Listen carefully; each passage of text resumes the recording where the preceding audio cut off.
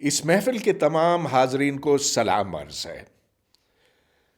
صلاح الدین شہبازی صاحب کے انتقال کی خبر مجھے صرف چند روز پہلے ملی، اور جب مجھے یہ معلوم ہوا تو بے انتہا دکھ ہوا، حالانکہ ہم کبھی ملے نہیں تھے اور میرا رابطہ ان سے صرف فون ہی کے ذریعے سے تھا۔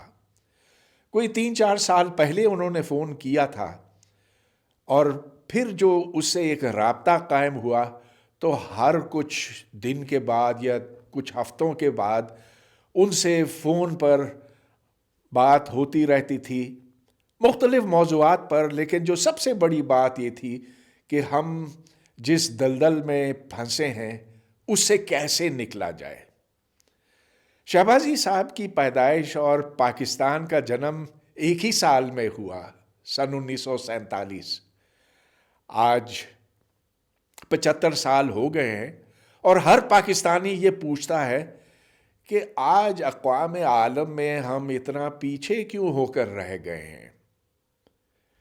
ہم اگر آس اور پاس دیکھیں تو دوسرے ممالک، افغانستان کو چھوڑیے، بہت آگے نکل گئے ہیں، اور ادھر پاکستان میں طرح طرح کے مصائب پیدا ہوئے ہیں۔ ہاں، ابھی تو مہنگائی ہے جو انتہا پر ہے، لیکن اگر اور ہر زاویے سے اس کو دیکھا جائے تو ہم پیچھے رہ گئے۔ سائنس کا میدان ایک ہے جو ترقی کا ضامن ہوتا ہے، اور سائنس وہ ہے جو ٹیکنالوجی کو جنم دیتی ہے۔ آج اگر دیکھا جائے تو پاکستان کے درآمدات تو بے شمار ہیں، لیکن برآمد کرنے والی ایک ہی شے ہے، یعنی کہ کپڑا، ٹیکسٹائل، اور یہ بھی کچھ خاص نہیں، لہٰذا ملک قرضوں تلے ڈوبتا چلا جا رہا ہے، اور ہر ایک کو اس وقت پریشانی ہے کہ یہاں وہ حال نہ ہو جو سری لنکا کا ہو چکا ہے۔ تو چلیے ہم اس پر غور کرتے ہیں، جیسا کہ صلاح الدین صاحب غور کرتے آئے ہیں کہ کیوں ایسا ہوا ہے۔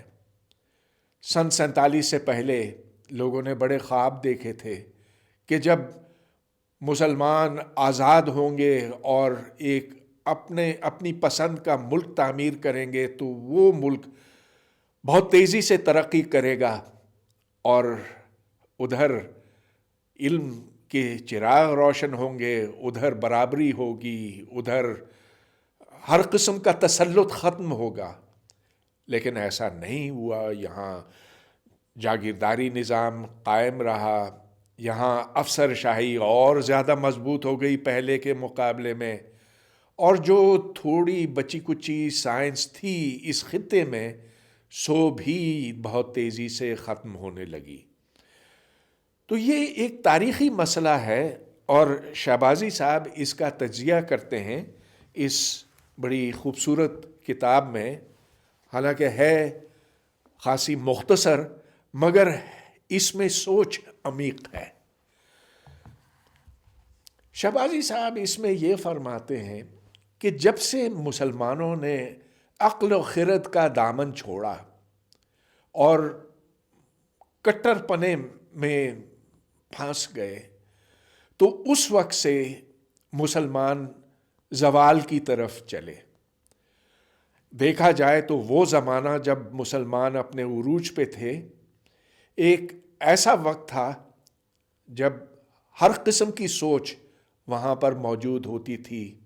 جو اس زمانے کے خلیفہ تھے، روشن خیال خلیفہ تھے، انہوں نے یونان کے علم سے استفادہ کیا، یہ نہیں کہا کہ یہ باہر سے آئی ہوئی کوئی چیز ہے۔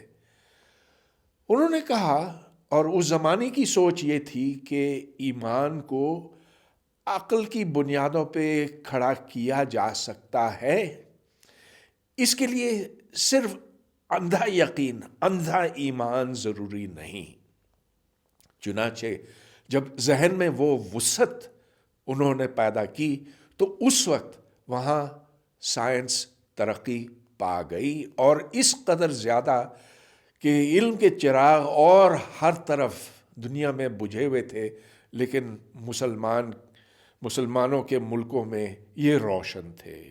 البتہ جب یہاں کٹر پنا چھا گیا ہر طرف، اور اس کتاب میں شہبازی صاحب امام الغزالی کو خاص طور پر اس میں قصوروار ٹھہراتے ہیں، تو اس کے بعد پھر کوئی بڑے کارنامے اسلامی تہذیب میں دکھائی نہیں دیتے، گویا کہ گزشتہ 1000 سال سے تاریکی چھائی ہوئی ہے۔ تو اس سے کیسے نکلا جائے جو ہم اتنا پیچھے ہو کر رہ گئے ہیں دنیا کے مقابلے میں؟ اس کا نسخہ شہبازی صاحب اس کتاب میں بیان کرتے ہیں۔ میں ایک چھوٹا سا اقتباس آپ کو پڑھ کے سناتا ہوں۔ فرماتے ہیں، ان مصیبتوں اور قضیوں سے نکلنے کا واحد حل وہی ہے جو بنگلہ دیش نے اختیار کیا ہے، یعنی ریاست کو سیکولر بنا دیا جائے، تمام اقلیتوں کو کلی طور پر اپنے برابر سمجھیں اور اپنے ساتھ شامل کریں، ان کو برابر کے حقوق اور مراعات دیں، مینوفیکچرنگ اور انڈسٹریلائزیشن کے عمل سے تمام صوبوں کو صنعتی اور معاشی ترقی دیں، مذہب کو ہر ایک کا نجی معاملہ کریں۔ یہاں میں ضرور یہ عرض کروں گا کہ 74 سال میں اپنی مذہبی شناخت سے دنیا میں انتہا پسندی اور عالمی دہشت گرد ہونے کے علاوہ ہم نے کیا عزت پائی ہے؟ واہ شہبازی صاحب واہ! شاید آپ کسی بہت بڑی یونیورسٹی کے گریجویٹ نہیں ہیں، شاید آپ کے پاس پی ایچ ڈی نہیں ہے، لیکن جو آپ کا شعور ہے، جو آپ کا ادراک ہے، آفرین آفرین! آپ اس نتیجے پر پہنچے ہیں جو صرف ایک ذی شعور شخص پہنچ سکتا ہے، جس نے دنیا کو سمجھا ہو اپنی عقل سے۔ ہاں، دیکھیے تو ہم نے اپنے آپ سے کیا کیا ہے۔